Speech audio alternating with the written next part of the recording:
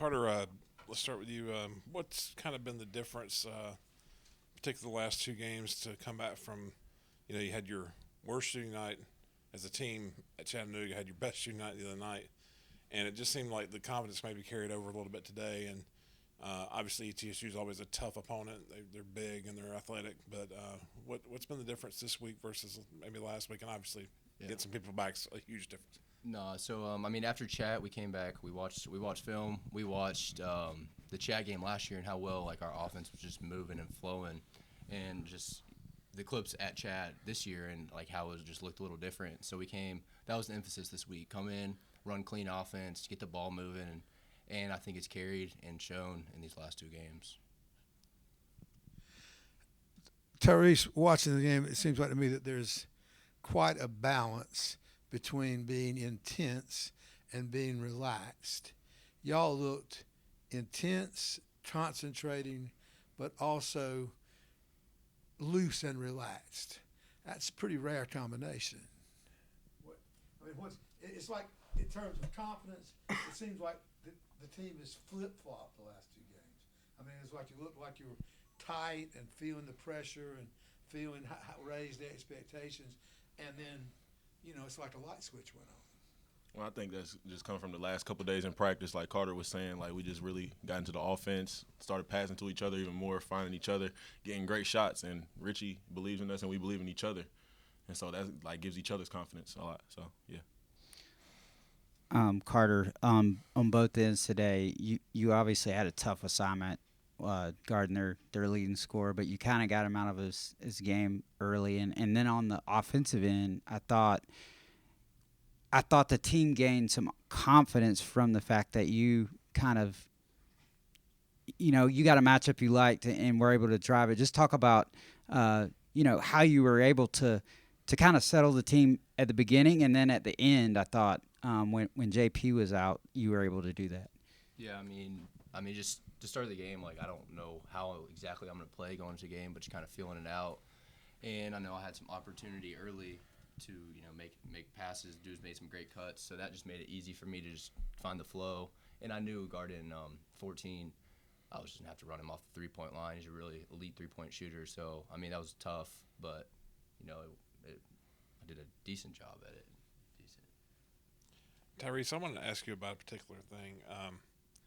Alex seems to get a little intense out there on the court, and there was a rebound where y'all both had it, and you got it, and he looked legitimately mad, but y'all were laughing back down the court. Mm. But can you just speak to, what his presence – obviously he hit 3 more threes a day. I think he's got 10 threes the last 2 games, 20 points a day.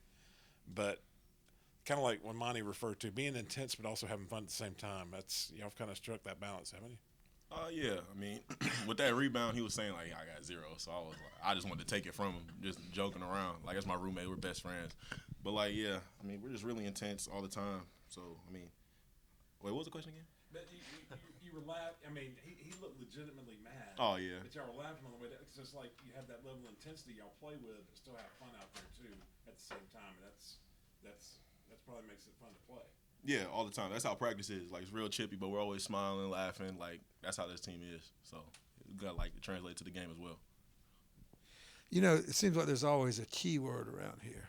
Like last year, when y'all really turned it on down the straight, the whole thing was Coach Richie all of a sudden discovered fun again. He kept talking about having fun because he'd gotten tight. And now it's all about – I was looking at the transcript the other night, and there must have been 6 or 7 references from 3 different people about this team finding its identity. Now, what does that mean in standards of when you're out there on the floor? You found your identity.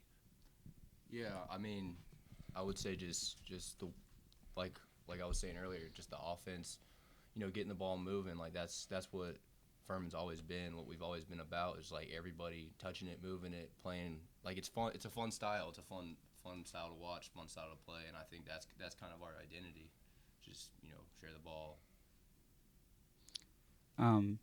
Tyrese, I thought maybe, it seems like the past 3 games you guys have, turned it up a little bit defensively and are playing better. I thought the play that kind of got the game turned around was your block. You know, that kind of got the momentum going. How did you time that to where you're not fouling the guy and you're not getting with the body, but you got all ball and just made a great defensive play? I'm not gonna lie to you. That was really luck. I mean, it's just a good hustle play. The game honors it, and I end up blocking it, and that's what it's been about. Like, we watched clips where guys have gotten steals and just ran out and nobody's went, and I remember that, and I tried to execute that, and that's what happened. So, Carter, you've been able to play at your fast pace the last 2 games, but at the same time you seem to be letting the game come to you a little bit more. Did you think you maybe tried to do a few things the first 2 conference games because of the injury situation? Were you trying to maybe do too much offensively? And you think the last 2 games you kind of let the game come to you while still playing your fast-paced style? I mean, I wouldn't say I was trying to do too much, but I think, you know, I had to be more aggressive as far as, like, in a scoring sense. I mean, especially that Greensboro game. Then Chat, I mean, that was just like, you know, it was a bad night for all of us. We were just out of sync, and, you know, we learned from it and carried it into these next 2 games. My last question, I just you had one stretch where Garrett scored 10 straight points. You had one media timeout to the next where JP had 11 points, and obviously everybody knows about JP. But is it kind of, can you both kind of speak to having the fact that you don't know really who's going to do what on a given day, because y'all can all do stuff like that, right? And how fun is that to go into a game and not really know who is going to be on today, but you know that you all can. Yeah, I mean, we have a lot of good players, and I think that's just the benefit of having, you know, 9, 10 guys that can all play, and you know, you never know whose night it's going to be, so you just got to find the person that's hot and let them rock.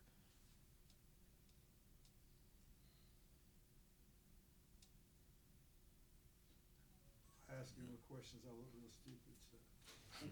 Thanks, guys.